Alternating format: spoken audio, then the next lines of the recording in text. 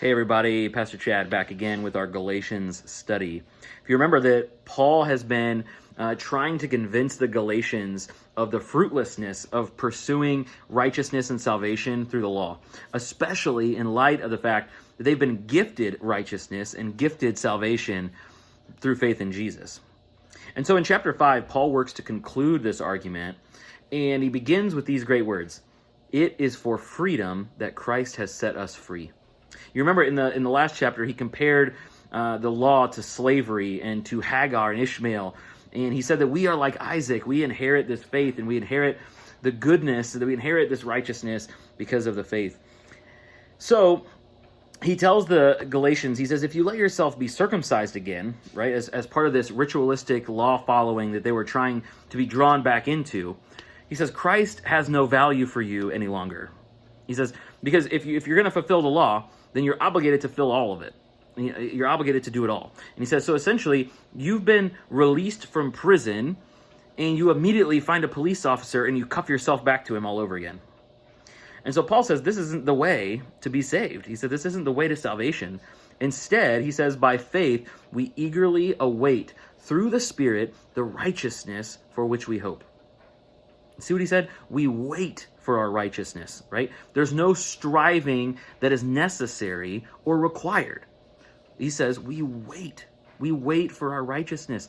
There's no way for us to gain it by our actions. Jesus gifts it to us. And so like Christmas morning, children do not buy their own gifts. They wait for the gifts that the parents have given. And he says that the only thing that counts in all of this is that the only thing that counts is faith expressing itself through love, right? And so how do we wait for it? We wait by having faith that is expressed in love. And he says, you were running a good race, right? You were doing a great job of this. You knew this.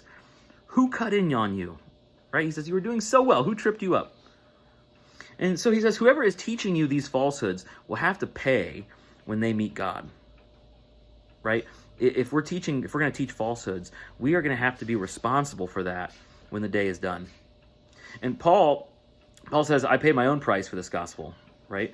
And he says this gospel wouldn't have even been persecuted if it hadn't been arguing exactly what Paul's been arguing, which is that freedom from the law and freedom from slavery is what Jesus brought. That there's no more slavery to these ritualistic stuff anymore. But then in verse 13, Paul shifts to a forward conversation, right? So far, he's been addressing something that's already happened, right? It's false teachers have come into the church and tried to convince the Galatians that they should follow these ritualistic Jewish rules. And so he says, essentially, he's been correcting false theology. But then Paul turns in verse 13, and he says, you are called to be free. Right? Which is what the first 4.5 chapters have summarized so far, right? Now what? If we've been called to be free, what do we do with that freedom, right? How do we respond? Well, he says that we respond to our freedom by choosing not to indulge the sinful nature, that desire to break the law and ruin our relationship with God. And he says that it's all summed up in love your neighbor as yourself. So what does that look like, right? What does it look like? You got to remember, because this has got to be confusing for some, because he's just spent 4 chapters saying, the law is, it is what it is. These rituals, And then he says, so how do you respond to this free gift? By not indulging your sinful nature, right? He takes the focus away from the law and just being a good law follower, and he puts it into the relationship between us and God. And so he says, it's not about following the rules. It's not about following the rules at all. He says it's about conquering the sin nature within you, the sin nature that desires to rob us of our relationship with God. And so he says, how do you do that? You live by the Spirit. He says the Spirit can't gratify the sinful nature, right? It literally cannot. It doesn't know how. They're in conflict with one another. They're opposites.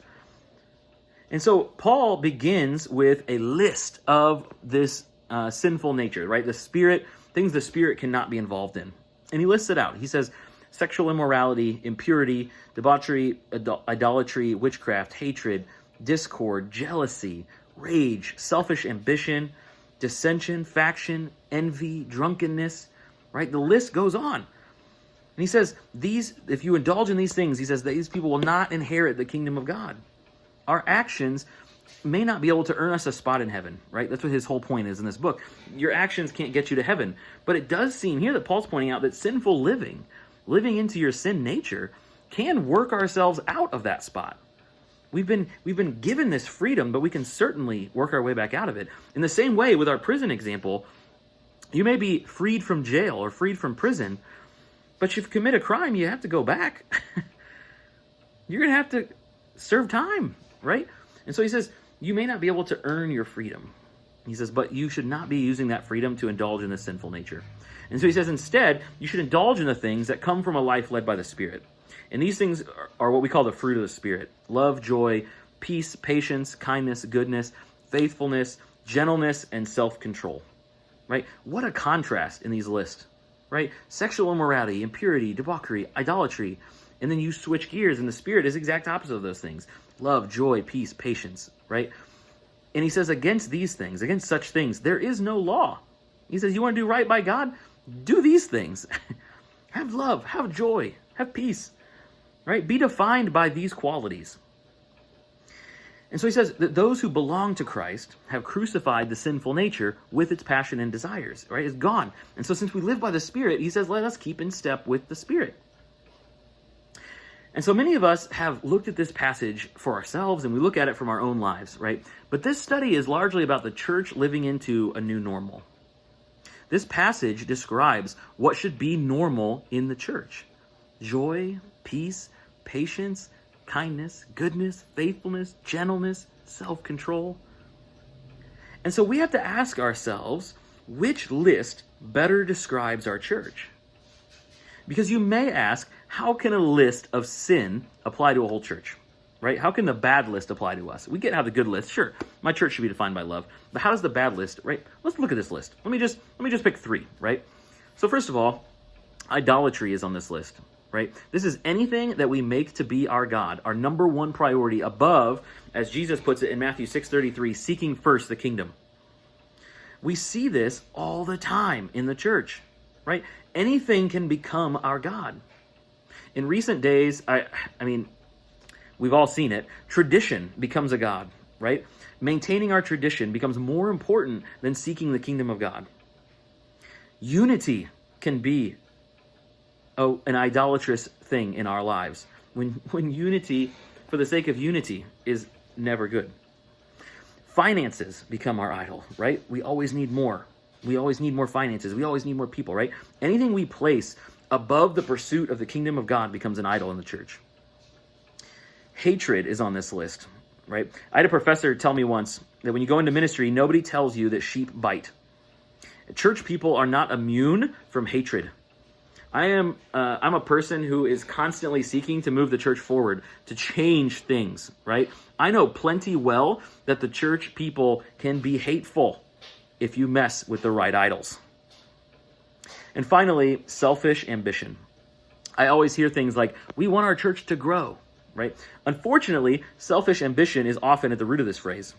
What we should say instead is, we want this building to stay open, or we want the church to stay open long enough for my funeral to be here.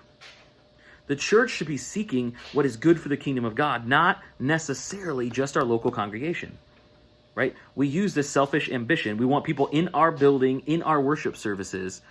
We use that as our bar on whether or not we should do things, and not, will this benefit the kingdom of God? So instead of these issues, the church is called to turn to a life of the Spirit. The church is called to be a place of love and joy, peace and patience, kindness and goodness, faithfulness, gentleness, and self-control. This is a new normal that we ought to be striving for this week. To crucify our idolatry and our hatred and our selfish ambition, and let the Spirit live in our midst brazenly and unashamedly. So, will you join me in establishing a new normal?